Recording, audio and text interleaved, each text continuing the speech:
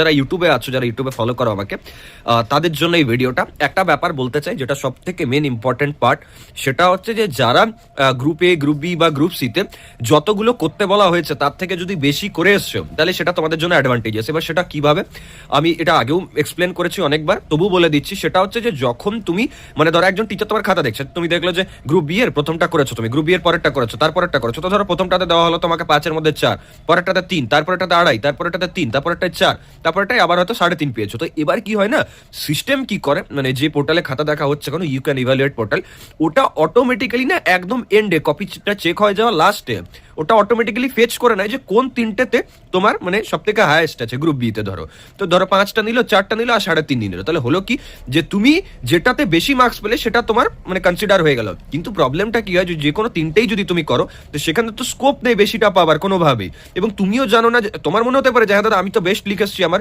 কিন্তু সবসময় সেটা হয় না। ওই টিচারের লাগতেই পারে যে না এ ঠিকঠাকভাবে লেখেনি, হয়তো হতেই পারে সেই টিচারের নলেজের অ্যাকর্ডিং ওটা হয়তো পারফেক্ট লেখা নয়।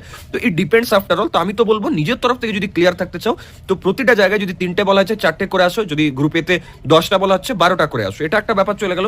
সেকেন্ড ব্যাপার হচ্ছে যে এবারের যে কপি চেকিং এর সিস্টেমটা সেটা আরো বেশি সিকিউর করা হয়েছিল, মানে একজন টিচার তার যে আইডি আছে সেটা কাউকে শেয়ার করতে পারবেন না, এমন ভাবে ডিজাইন করা হয়েছিল। And next thing is that কি একজন টিচার ধরো আজকে খাতাটা অর্ধেক দেখে চলে গেল, ধরো কাল আবার বাকি খাতাটা চেক করবে, এরকম কিন্তু হয়নি। কারণ একটা টাইম শিডিউল থাকে যে এই টাইমের মধ্যেই খাতাটা খোলা থাকবে, মানে একবার যদি খাতাটা আমি লগ ইন করে দিলাম তারপরে খাতাটা এত টাইম অবধি চেক করতে পারবো, তারপর অটোমেটিক্যালি লক হয়ে যাবে, এরকম একটা ব্যাপার ছিল।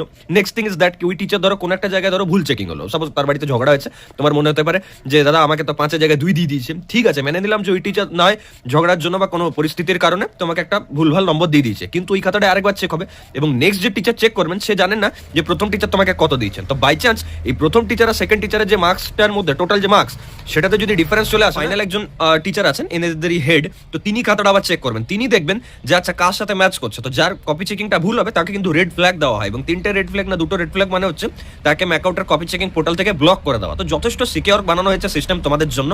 তো আমি তো এটাই বলবো যে কপি চেকিং এর যে সিস্টেমটা যেটা ডে বাই ডে অনেক ইমপ্রুভ হচ্ছে, এবং এটা স্টুডেন্টদের জন্য কোথাও না কোথাও বেনিফিশিয়াল, যারা পড়াশোনা করে পরীক্ষা দেবে তাদের জন্য ডেফিনেটলি। এবার তুমি যদি ভাবছো যে দাদা আমি তো পড়িনি, আমি শুধু লিখে এসেছি গড় করে এবং টিচার আমাকে পাস করিয়ে দেবেন, তো ওই পাস করিয়ে দেবেনের যে জায়গা সেটা কিন্তু এখন নেই, টু বি ভেরি জেনুইন।